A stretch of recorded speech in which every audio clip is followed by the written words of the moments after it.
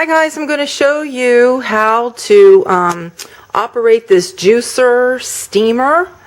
I'm doing grape juice today, and in this bottom pan, so it comes in 3 different parts, you need 4 quarts of water. Next is this. This is where the steam from the water is going to come up through here, okay? And this pan sets inside here, and it's got all of these slotted holes. So the juice from the grapes will leak through these holes and go into here.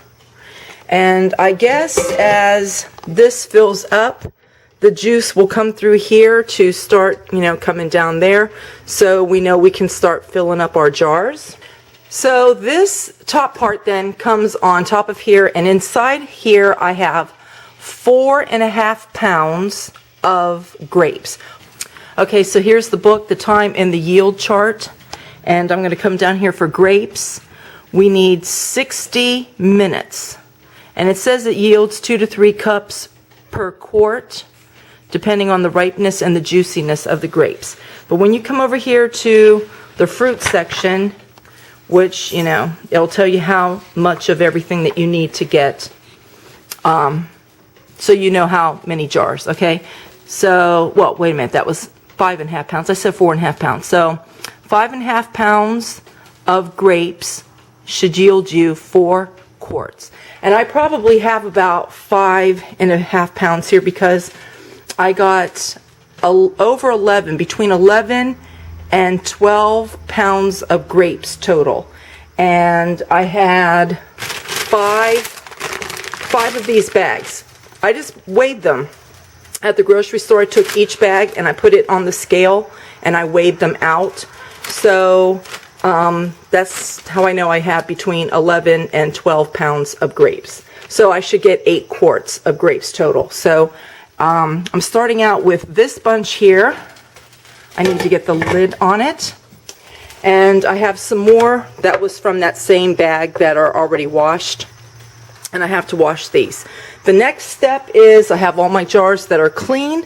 So once the water starts to boil here, I'm going to set my timer for 30 minutes, because when the timer goes off, I know this is halfway through, but at the same time, I need to get my jars hot. So I'll turn on my oven to 200, and I'll get a cookie sheet, and I'll put 4 of my jars on there, set them in the oven, because when you set them in at 200, you'll get your jars hot enough, and your jars have to be hot to put hot juice in. So so what I'm going to do, let's go through this again. I'm going to set this for 30 minutes when this starts to boil. And then when the timer goes off, I'm going to come in here and get my oven set to 200. That gives 10 minutes for the oven to preheat. In the meantime, while it's preheating, I'm going to put 4 of my jars on a cookie sheet. And I'm also going to put my kettle on to boil water for my lids and my rings. And then after the 20 minutes that the jars have been in the oven, I'll take them out. We should be at an hour at that point, and I should have plenty of juice to get started to fill my jars. So this is the first time I've done this, and I've had some friends ask to show how to do this juicer steamer when I was going to operate it. So this is what I'm going to get ready to do, and I'm hoping in October I'm going to make some apple juice. Okay, so this is my second round of grapes ready to go in, and this particular package that these bigger grapes are from, it's kind of strange. They're the same exact brand of grapes, same kind, but these are really, really big, where these are smaller. But they're all nice and ripe, so they're cleaned, ready to go. And we are 8 minutes into the process here, and look at that. It's really weird. I was just wrapping up, washing up a few things, and I saw that the grapes had a lot of condensation on it, and I knew that the steamer was doing its job. and I grabbed my camera to come over here to give you an update. And just within a few minutes, look at that. You see where it's getting foamy? The grapes have popped open. And so that juice is going to begin to go down out of there. You can use this for making wine with your juices. You can use, like, some people use grape juice when they're making grape jelly, and they buy their grape juice, but I mean, if you wanted to do everything homemade, you could do it this way too. It seems like it's a bigger process, but they have in here, you can make fruit syrups with it. You can make tomato bouillon and tomato paste. I might try to do that sometime. You can just use it as a steamer to steam vegetables, steam blanching vegetables for freezing. I showed that when I first got this. You can do steamed puddings, like steamed English pudding. Isn't that like a Christmas type of a thing? I might even try that too. And they got steamed pumpkin pudding. That might be a nice dessert to try for Thanksgiving. I might have to check that out too. You can steam poultry, meat, and fish, and it gives recipes for that. And I guess this is like steaming, as if you were going to use that to steam everything for dinner. Like, say, for, as an example, St. Patrick's Day is when everybody likes corned beef and cabbage, and you can use those steamers. And I remember when I lived in Chicago, some of my clients that would have corned beef and cabbage dinners, they used those steamers like that and put everything in there. And then this is, if you're going to use this to make wine, it gives the process in wine making, and it gives you, you know, the ingredient table for, you know, your wines, your dry wines, your sweet wines. And that's just the care of, you know, how to take care of it. So there's a lot of uses for this. And oh, one thing that I didn't do, and this isn't a must, they recommend that if you wanted to have this sweetened a little bit, to layer this with sugar. Like when you put grapes in, you're probably going to have about 2 layers of grapes, and to sprinkle a half of a cup to 1 cup of sugar in there, and then place your other grapes on top. I didn't do that. Maybe I'll do that with the next batch. But you know what? These grapes are pretty sweet on their own, so I don't know necessarily that I really need to put the sugar in there. So, and the other thing that it says here, to watch this, because you've got to have this constantly over boiling water. You're not supposed to let your pan run dry. So I guess you need to be over here every now and then listening to it. You can hear the rumbling sound. If it sounds like the water's getting low, and you can tell that when you can tell. Or if it sounds like, you know, there's no sound at all coming from there, that means the pan's dry and we got to get water put in there. So that was important because it's in bold letters. So I think those were the important things to show you. Okay, I've reset my timer for 30 minutes, and it's almost another 8 minutes through the second half of the timing. My oven is preheated to 200, so I'm going to get my jars in.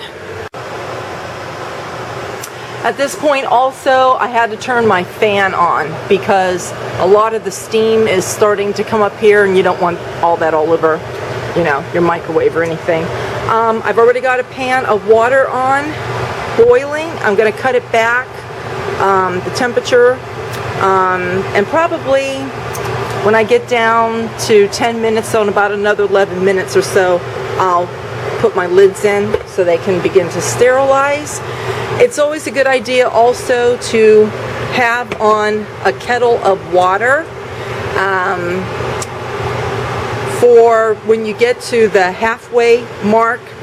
So after, like, you know, 30 minutes, come and check your pan.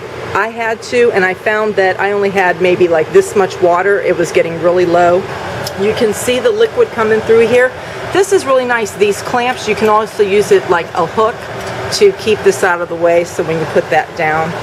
And also I wanted to show you in here, if you remember what the grapes looked like when I first showed you, it was a lot higher. You can see they've really shriveled down because that bottom layer of grapes, I'm sure, has pretty basically, you know, given out the juice, and so now it's moving down. So we got 19 minutes and 39 seconds left for this. I don't know, I'll wait and see if I think it needs to go a little bit longer, you know, like depending on what these top layers of grapes look like, you know, I'll go from there. You need a workstation. You either need to have like a card table here, or some kind of, if you have one of those cooking carts that is on the wheels, you can use that. I don't have anything like that, so I'm using a bar stool. My bar stools, I have those cushions. I just took a cushion off of it, and I have a hot pad here. I'll probably put another one on there too. But I'm just going to slide this over here, and then my jars, when they come out of the oven, I'll have my jars over here where I can put everything over there. But if I put this down here like this, and then I have this, see how that will drain right in there. And how you use these clamps, I'll have to move this over a little bit obviously, but see, when you squeeze, if you pinch this in, and first of all, this little end cap, you're supposed to keep this on just so no juice comes out. You got the clamp, you probably shouldn't get too much drainage, but they recommend leaving that on. So obviously, when I go to drain the juice, I'm going to pull this off. And so that will be off in there. And then when you pinch this, squeezing it in, the juice will come out. And then when I get it to where I need to stop, then obviously I would release the clamp, and then the juice is clamped there so it will stop draining. So that's a nice little feature, having these clamps. So for now, I'm going to clip that back up there, and this is just an option for you. You'll need to have your hot pads. Okay, I've got less than 2 minutes before my jars have to come out, and I can see the steam. There's still steam, but it's not like what it was when I showed you in the last segment where I had to have my fan running.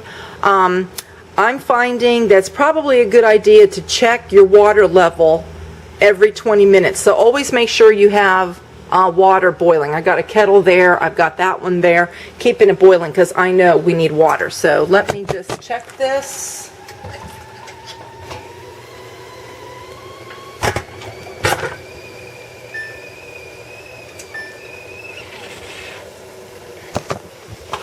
And yeah, you see how low that water is. So I'm going to add my boiling water here.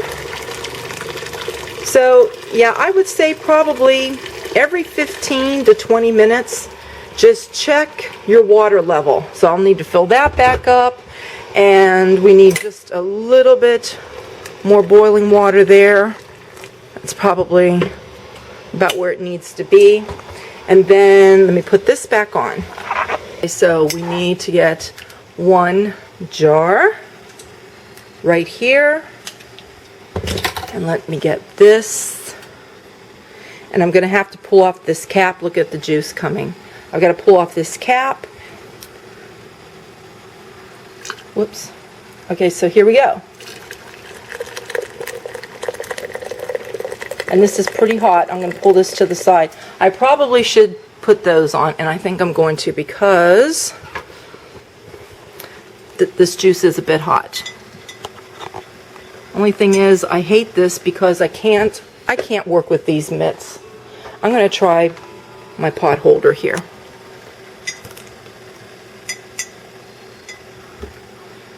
Okay, so here we go. It's hard to grip onto this. I just can't use any of this. I'm just going to watch the steam here. Try to keep my hands to the side.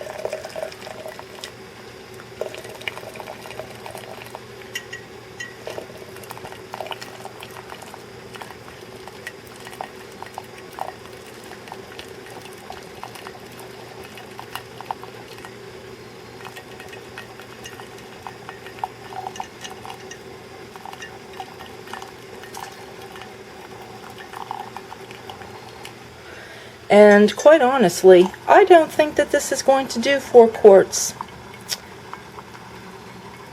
I don't know, we have to see. I know that I've seen other people using their juice steamer, and they say that they have to tilt this towards the end to get the rest of the juice out.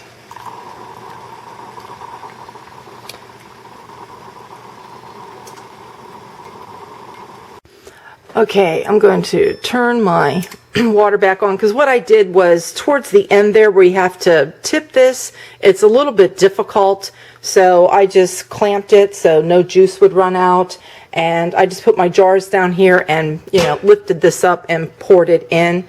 Okay, I got, and the juice should have come up a little bit higher on each of those jars, but I just left it like that. And then on this last jar, you can see, and that should still seal okay. As long as the jar seals, I'm gonna say it's, you know, canned, even though there's, you know, still space there at the top. Supposedly you can keep juice on hand for 2 years. Okay, I have another 2 quarts, and this time I filled those a little bit higher than the first ones over there, and I still have a little bit of juice left. So what I'm going to do is, this is already sealed, but I'm going to go ahead and open this jar. It's still a little bit warm, but I can touch it. I'm going to open this, and then I'm going to put this in the microwave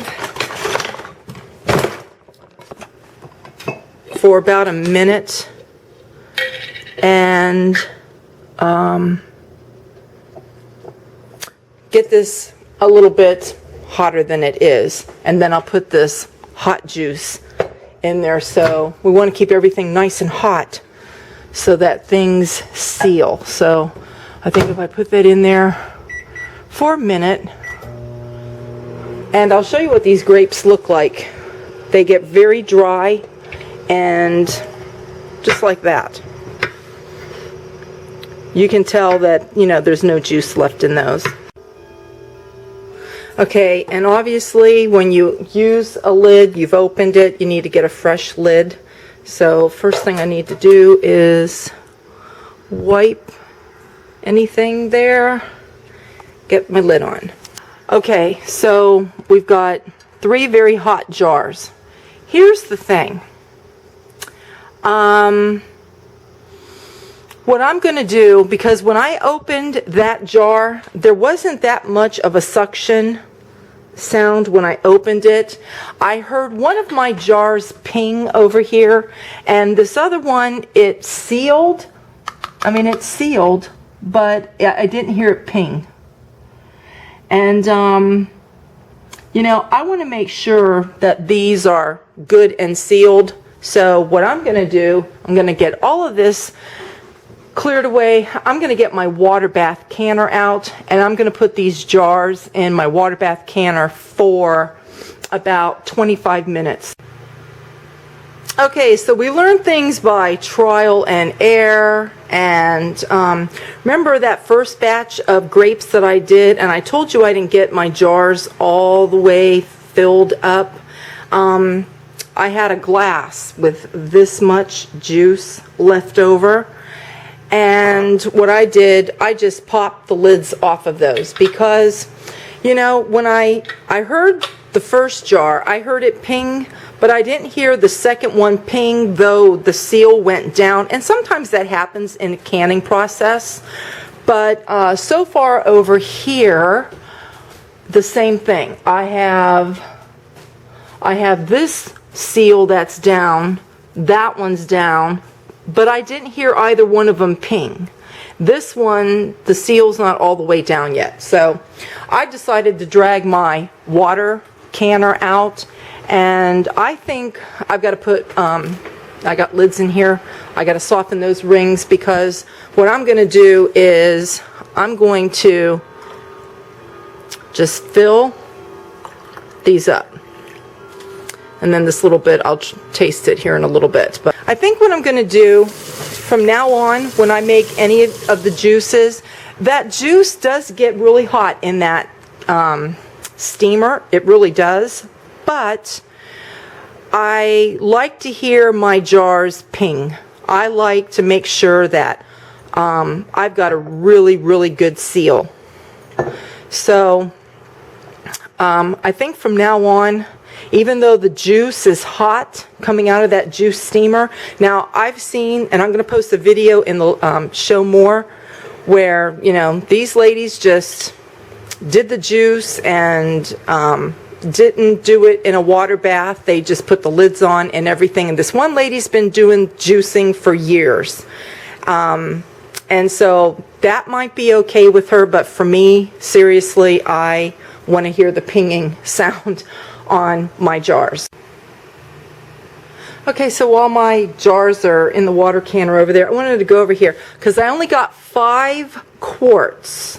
And I don't know if this is a European book. I don't know if this is like European or whatever, but for the weights and the measures over here, it says 1 quart for American is actually 1.5 pints plus 3 tablespoons. And if I would have used 1.5 pint jars, which I actually have one up here. Okay, this jar is fatter, this jar is more narrow. So you can see the difference. So if I would have used 1.5 pint jars, I probably would have got 8. But I used regular American quart jars and I got 5, which is okay. I think when I made my grapes with the grapes from my garden, and I did it where you put the grapes in, the sugar and the boiling water, I got, I think it was 8 or 9 quarts from there. But I will test those in November. And these, by doing that juicer steamer, I can open these up at any time. It's not boiling yet. I can open these up at any time to start drinking this juice. And I have to tell you, the grapes that I got were very sweet. I did not have to sweeten them at all. So because that glass that I had after I filled them up, I had a little bit here at the bottom, and I drank that to see what it tastes like. It was actually sweet enough without putting any sugar in there. So my recommendation is, when you go to make grape juice, taste your grapes. If you don't think that they're going to be sweet enough, add some sugar. If your grapes are really sweet like how these were, you won't need any sugar at all. So these should be done. My water's got to come up to boil. I'm going to give it probably about another 5 minutes and they'll be ready to go. Then I'm going to time it for 25 minutes. I'm showing this because I already had some people ask me what was the brand name. They were having a hard time finding it at a store, so they're probably going to have to go online to order it. So this is what I got. It's Norpro Juicer Steamer. And if you go on like Amazon, or if you can't find it on Amazon, you might have to go to the Norpro site itself to order it. But this is what the box looks like. So if you see this online, this is the one that I'm using. Okay, remember 2 jars, I took the lids off, put new lids, and the other 3 were not completely sealed yet, and I can tell from here, this one is sealed, this is sealed, this is sealed. They came out of the water bath sealed, and sometimes that will happen. Even with your pressure canner, sometimes jars will seal while they're in the canning process. This one's getting ready to seal. I see it going down, and that one is still up. This one should be pinging here pretty soon, and then I'll just need to wait for that one, and then and you can see how the tab is up. You see these other ones where the tab is down. So anyhow, I'm pleased with that juicer steamer. I just think from now on, whenever I make any juice, I'm just going to make my batches of juice and probably dump them into a bigger pan as I'm making the juice and keep it, where it will stay nice and hot, and then put them in the jars and then just throw them in my water bath for 25 minutes. Again, I'm not real sure about just things being so hot and supposedly they seal on their own. Some things might seal, but you just really can't take a chance. And I'm one of these people, I won't take a chance when I'm canning. So that's how I'm going to do it from now on. It's just like when I make apple juice or applesauce. I just get a big pan and I make my applesauce, and my water bath canner only holds 7 jars. So while, I have applesauce in my water canner, I keep my big pot that I made my applesauce, and I keep it on the stove, and I just turn the heat down just to, keep it nice and hot, but I don't want it to scorch at the bottom. And then when my first batch comes out of the water canner, then of course, then I refill the new jars and get new jars in there. So it's really the same process, I think, if you're making juice. So for myself, that's just how I'm going to do it. I'm going to make my juice, again, put it in a big pan and just keep it hot while I'm filling my jars and putting it in my water bath. So anyway, that's how that turned out.